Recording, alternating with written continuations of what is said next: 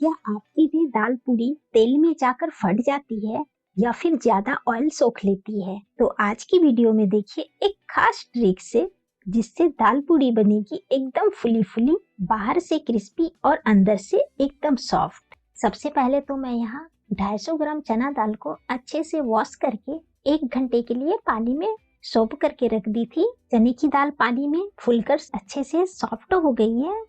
इसे और सॉफ्ट करने के लिए इसे 5 से 6 मिनट के लिए उबाल देना है। तो उसके लिए मैं उबलते हुए पानी में इसे डाल दे रही हूँ। इसी पानी में हम 1 टीस्पून नमक डाल देंगे और थोड़ा सा कलर के लिए हल्दी पाउडर। इसे अच्छे से मिक्स कर देंगे। इसे इस तरह से उबाल लेने से चने की दाल एकदम से सॉफ्ट हो जाती है। हमें इसे बहुत ज्यादा नहीं उबालना है, बस चने की दाल को सॉफ्ट कर लेना है। 5 से 6 मिनट में ये सॉफ्ट हो जाती है। फ्रेंड्स, वीडियो में आगे बढ़ने से पहले मेरी आपसे रिक्वेस्ट है, अगर आपको मेरे वीडियो अच्छे लगते हैं तो प्लीज वीडियो को लाइक और शेयर करके मेरे चैनल को सब्सक्राइब करके मुझे सपोर्ट कर दीजिए। तो देखिए हम इसे चेक कर लेंगे, ये अच्छे से सॉफ्ट हो गई है। अब हम गैस का फ्लेम ऑफ कर देंगे और सारे चने दाल को पानी से बाहर निकाल लेंगे। इसे कुकर में सीटी लगाकर मत उबालिएगा, नहीं तो वो ओवर कुक हो जाएगी, तो फिर दाल पूरी अच्छे से नहीं बनेगी। या खिली खिली सी रहती है ना, तो अच्छी बनती है। जब तक ये ठंडी होगी तब तक हम पूरी के लिए आटा गूंथ कर रख लेंगे। तो यहाँ मैं 1 कप गेहूं का आटा ली हूँ। इसमें स्वाद अनुसार नमक डाल देंगे और थोड़ी सी कलौंजी और थोड़ी सी अजवाइन भी हाथों से क्रश करके डाल देंगे। और 1 से 2 टेबल स्पून इसमें घी डाल देंगे। घी या फिर ऑयल डाल सकते हैं और इसे अच्छे से मिक्स कर देंगे। इससे पूरी एकदम सॉफ्ट बनेगी। अब इस आटे में थोड़ा थोड़ा पानी डालकर इसका नॉर्मल सा डो लगा लेंगे। आटे को ना तो बहुत ज्यादा टाइट रखना है और ना ही गीला रखना है। ये देखिए ये अच्छे से डो लग गई है, एकदम से सॉफ्ट है। इसे हम रेस्ट पर छोड़ देंगे और दूसरी तरफ हम दाल को पीस लेंगे। यह ठंडी हो गई है, तो ये सारे दाल को मैं मिक्सर जार में डालकर सूखा सा पीस लेंगे।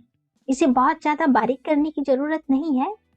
आद्रा नक्षत्र में किसके किसके यहाँ दाल पूरी बनाई जाती है, हमें कमेंट बॉक्स में जरूर बताइएगा।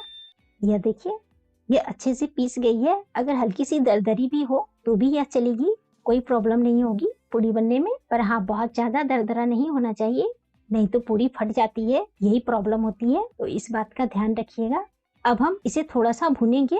तो एक कढ़ाई में 1 टेबल स्पून ऑयल डालकर इसे सुनहला होने तक भून लेंगे, ताकि इसका कच्चापन भी खत्म हो जाए और इससे एक सौंधा सौंधा सा खुशबू आने लगे। बस हमें इतना ही इसे भूनना है और ये एकदम खिली खिली सी हो जाएगी। इससे पूरी बहुत ही स्वादिष्ट बनती है। यह देखिए दाल एकदम खिली खिली सी हो गई है ना, और इसका हल्का सा कलर भी चेंज हो गया। इसमें से बहुत अच्छी खुशबू भी आ रही है। तो हमें इसे बहुत ज्यादा नहीं भूनना है। तो अब हम इसे कढ़ाई से बाहर निकाल लेंगे। दलपूरी बनाने के लिए आप इस ट्रिक को यूज करेंगे ना, तो दलपूरी बहुत ही स्वादिष्ट बनेगी। अब इस भुनी हुई चने दाल में कुछ मसाले ऐड करूंगी। तो मैं यहाँ 1 टेबल स्पून लहसुन और अदरक को कूट कर डाल दे रही हूँ। आप चाहे तो बारीक काट करके भी इसे डाल सकते हैं। और स्वाद अनुसार नमक डाल देंगे और हाफ टेबल स्पून काला नमक भी डाल देंगे। इससे पूरी बहुत ही स्वादिष्ट बनती है, तो आप इसे स्किप मत कीजिएगा। इसमें और भी कुछ मसाले ऐड करूंगी। तो मैं यहाँ 1 टीस्पून अजवाइन और हाफ टी-स्पून कलौंजी को हाथों से क्रश करके डाल दे रही हूँ। और तीखापन के लिए 5 से 6 हरी मिर्च को बारीक काट कर डाल दे रही हूँ। और इसमें हाफ टी-स्पून आमचूर पाउडर डाल दे रही हूँ। इससे बहुत ही चटपटा बनेगा दाल पूरी। और इसमें 1 टेबल स्पून मस्टर्ड ऑयल डालकर इन सबको बहुत ही अच्छे से मिक्स कर देंगे। तो इसे हाथों से अच्छे से मिक्स कर लीजिए। दाल पूरी खास करके आद्रा नक्षत्र में बनाई जाती है। यह बिहार की बहुत ही फेमस डिश है। यह खाने में बहुत अच्छी लगती है। ये अंदर से एकदम सॉफ्ट रहती है और बाहर से क्रिस्पी। दाल को अच्छे से मिक्स कर दी हूँ। अभी इसे मैं साइड रख रही हूँ और दूसरी तरफ हम देख लेंगे आटे के डो को।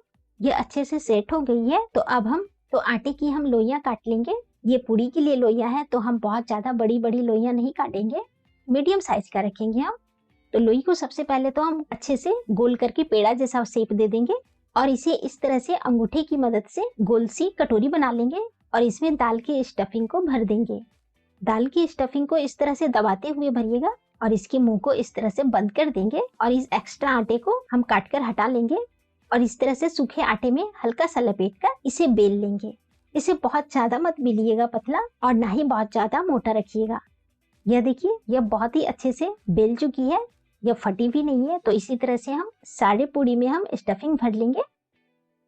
और आपको मेरी यह दाल पूड़ी बनाने की ट्रिक कैसी लगी ये भी हमें कमेंट बॉक्स में जरूर बताइएगा। पसंद आई हो तो वीडियो को लाइक और शेयर करके चैनल को सब्सक्राइब करके बेल आइकन को प्रेस कर दीजिएगा ताकि मेरी आने वाली हर नई वीडियो आपको मिल सके। कुछ पूड़ी को बेलने के बाद हम इसे फ्राई करेंगे। तो मैं यहाँ तेल को गर्म होने के लिए दे दी हूँ। ये देखिए तेल गर्म हो चुकी है। तेल को हमें मीडियम गर्म करना है, बहुत ज्यादा हाई मत कीजिएगा, नहीं तो पूड़ी जाते ही काली पड़ जाएगी और वो अंदर से कच्ची रह जाएगी। तो हमें मीडियम गर्म तेल में इस तरह से आराम से पूड़ी को डालेंगे और साइड से इस पर तेल को डालते जाएंगे। गरम गरम तेल जब इस पर जाएगी तो ये खुद ही फूल जाएगी। सारी पूड़ियां देखिएगा किस तरह से एकदम गुब्बारे की तरह फुली फुली बनेगी और एक भी पूड़ी नहीं फटेगी, क्योंकि हमने चना दाल को बहुत ही अच्छे से पीस लिया था। तो इसमें बहुत बड़ी बड़ी दाल है नहीं, तो वो फटेगी नहीं। इसे मीडियम आंच पर ही दोनों साइड से सुनहला करके फ्राई कर लेंगे। ये बाहर से सुनहली सी होगी ना तो एकदम सी क्रिस्पी बनेगी और वो खाने में बहुत ही सौंधी सौंधी सी लगती है और अंदर से एकदम सॉफ्ट बनेगी।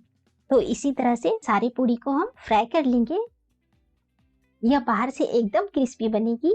देखिए ये जली भी नहीं है और एकदम से गोल्डन ब्राउन होकर फ्राई हुई है।